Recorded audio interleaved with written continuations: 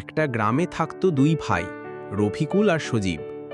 ছোটবেলা থেকেই তাদের মধ্যে একটু একটু করে ঝগড়া লেগেই থাকত।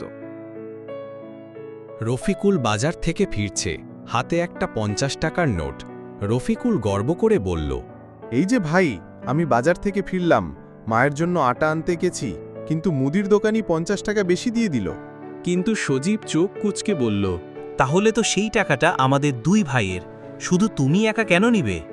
দুই ভাইয়ের মধ্যে কথা কাটাকাটি শুরু। রফিকুল বলল, টাকাটা আমি আনছি, তাই আমি রাখব।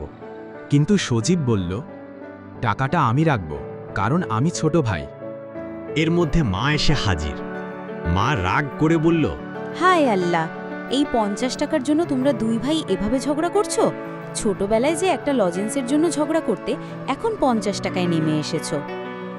দুই ভাই মাথা নিচু করে চুপচাপ। শেষ পর্যন্ত মাই সেই টাকা নিয়ে মসজিদে দিয়ে দিলেন, যাতে দুই ভাই আবার ভাই ভাই হয়ে যেতে পারে।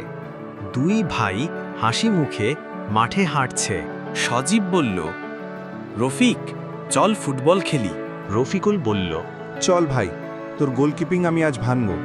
টাকা আসবে যাবে, কিন্তু ভাইয়ের সম্পর্কটাই আসল। এই ভিডিওটি ছিল আমাদের দুই ভাইয়ের বাস্তব জীবনের গল্প ছিল। যদি ভিডিওটি ভালো লেগে থাকে, অবশ্যই চ্যানেলটি সাবস্ক্রাইব করবেন। ধন্যবাদ।